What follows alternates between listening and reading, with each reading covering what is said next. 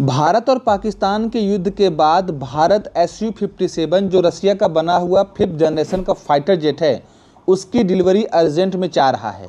जैसा कि आप इस समय स्क्रीन पर एक आर्टिकल देख पा रहे होंगे, ये फर्स्ट पोस्ट का आर्टिकल है जिसमें साफ साफ लिखा हुआ है कि इंडिया अर्जेंटली Su-57 की डिलीवरी चाह रहा है। इसमें यह कहीं नहीं लिखा है कि रसिया अर्जेंटली बेचना चाह रहा है, बल्कि इंडिया अर्जेंटली Su-57 की डिलीवरी चाह रहा है। और इस बात को ध्यान में देते हुए भारत में सबसे पहला Su-57 आ चुका है। जी हाँ, जैसा कि आप लोग इस समय स्क्रीन पर देख पा रहे होंगे कि गोवा के पोर्ट पर ये Su-57 आया हुआ है और इसकी फ़ोटो खींचने के लिए कई लोग लाइन में लगे हुए हैं, क्योंकि Su-57 को अभी तक मोबाइल में इंटरनेट पर देखा गया था, लेकिन इसे अब लाइव देखा जा सकता है। तो जानेंगे हम इस वीडियो में कि आखिर रसिया का जो Su-57 आ गया है, अब इसके बाद दूसरी खेप कब आएगी और ये कैसे आया। साथ ही साथ यह भी डिस्कस करेंगे कि भारत ने ये डील की कब कि Su-57 भारत में लैंड कर गया और अमेरिका तक को पता नहीं चला। साथ ही साथ एक और इंटरनेशनल अपडेट निकल कर आ रही है, वो ब्रह्मोस को लेकर के आ रही है। तो ब्रह्मोस को खरीदने के लिए इस समय 16 देशों ने एप्लीकेशन भारत में डाला है। तो वो कौन कौन से देश हैं और भारत किन देशों को ब्रह्मोस बेचेगा और किसको नहीं बेचेगा, इसके बारे में भी डिस्कस करेंगे।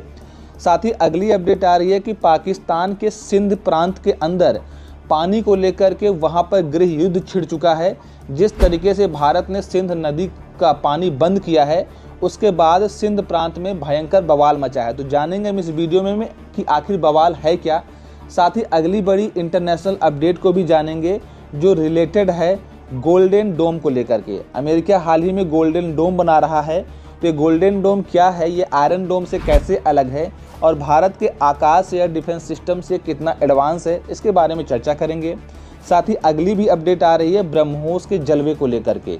बता दें कि भारत अभी अपने ब्रह्मोस मिसाइल को दुनिया के एक ऐसे देश में प्रदर्शनी के लिए भेज रहा है जहां से ब्रह्मोस लगभग 1 लाख करोड़ रुपए का व्यापार ला सकता है।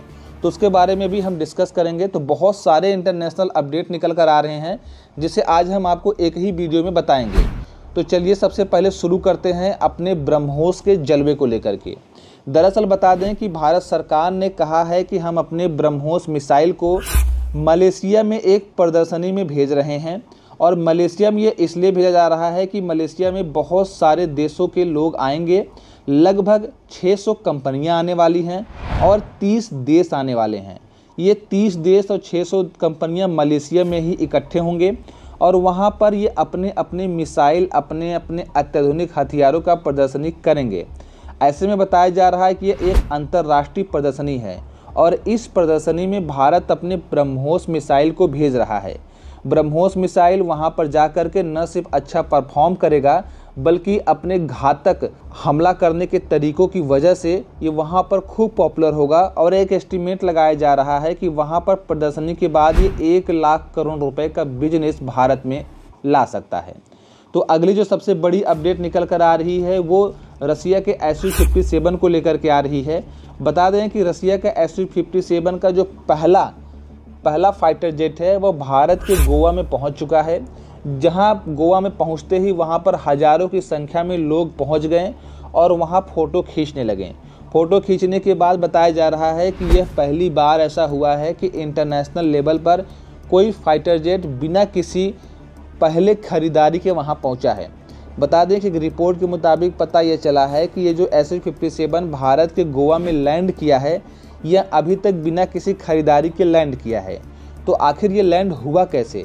दरअसल बता दें कि रशिया के राष्ट्रपति व्लादिमीर पुतिन ने कहा है कि हम ये पहला जो Su-57 भारत में भेज रहे हैं, यह बिना किसी पैसे का भेज रहे हैं। हालांकि ये फ्री तो नहीं होगा, लेकिन बिना किसी पैसे का इसलिए भेज रहे हैं, वो चाह रहे हैं कि ये महीनों तक भारत में रहे, भारत के पायलट इसे यूज करें, इसके आर्टिफिशियल इंटेलिजेंस को समझें, इसको उड़ाना सीखें और साथ ही साथ इसको खूब अच्छे से उड़ा करके परख करके देख लें और उनको समझ में आए तो जल्द ही हम इसकी अगली खेप डील के अंतर्गत भेज देंगे।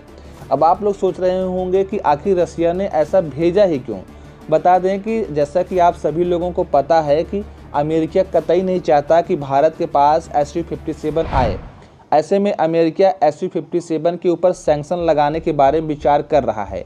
तो भारत बहुत ही जल्द इस चीज़ को पूरा कर लेना चाहता है ताकि उस पर सैंक्शन लगने से पहले भारत के पास SU-57 आ जाए, और ये उसी चाल के अंतर्गत किया जा रहा है।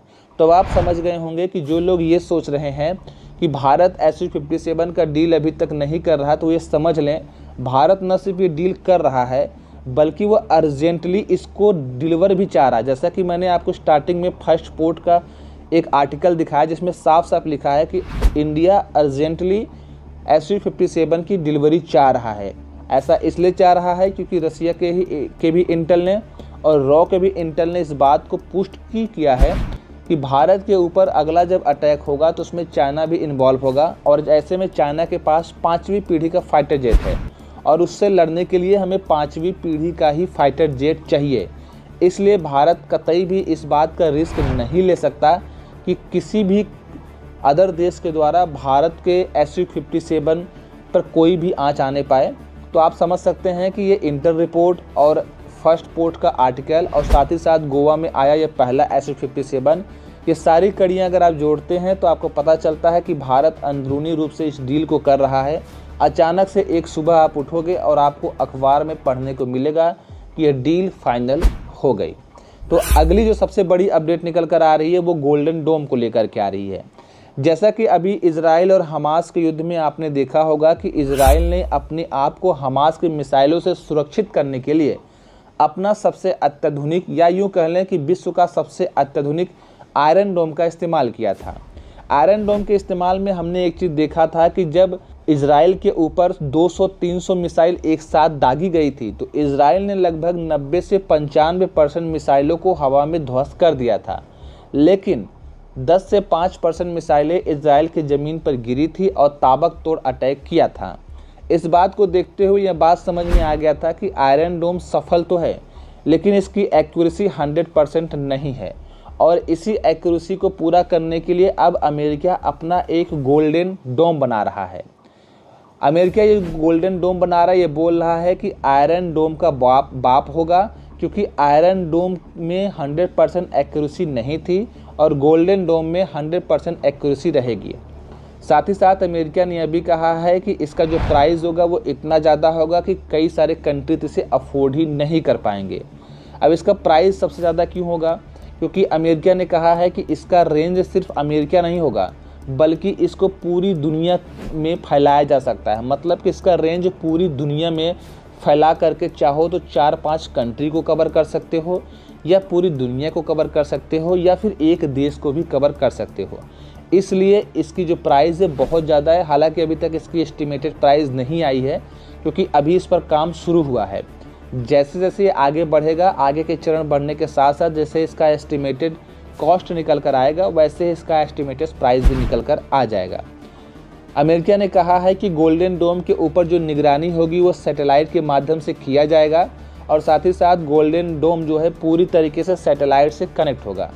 ऐसे में ये जो गोल्डन डोम है न सिर्फ पूरे देश को मिसाइलों से बचाएगा बल्कि जिन सैटेलाइट के साथ एक कनेक्ट रहेगा उन सैटेलाइट की भी रक्षा ये खुद ही करेगा। तो ऐसे में गोल्डन डोम एक तरीके का ऑटोमेटिक और पूरी तरीके से आत्मनिर्भर प्रकार की प्रणाली दिख रही है। ऐसे में अगर ये अमेरिका का गोल्डन डोम सफल होता है तो आने वाले समय में अमेरिका को दुनिया की कोई भी मिसाइल छू भी नहीं सकती, और इस बात से चाइना और रसिया काफ़ी परेशान हैं।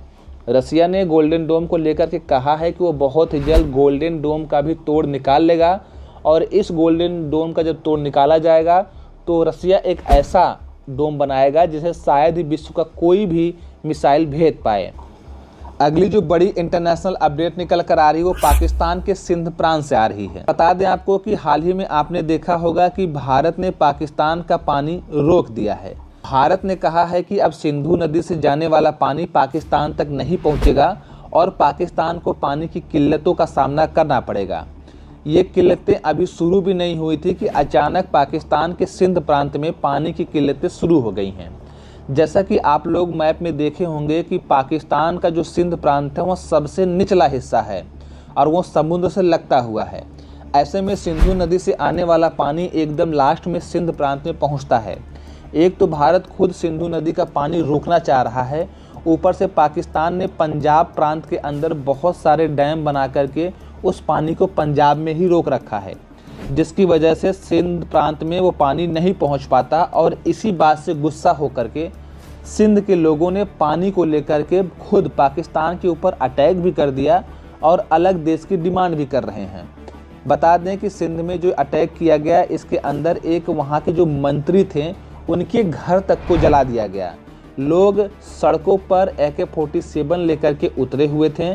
बताया जा रहा है कि ये जो पूरा विरोध चल रहा है वो इस बात पे चल रहा है कि पंजाब प्रांत के अंदर पाकिस्तान जो नहर बना रहा है, जो डैम बना रहा है, जिससे सिंधु नदी का पानी रुक रहा है, उसके विरोध में लोग काफ़ी ज़्यादा हल्ला कर रहे हैं।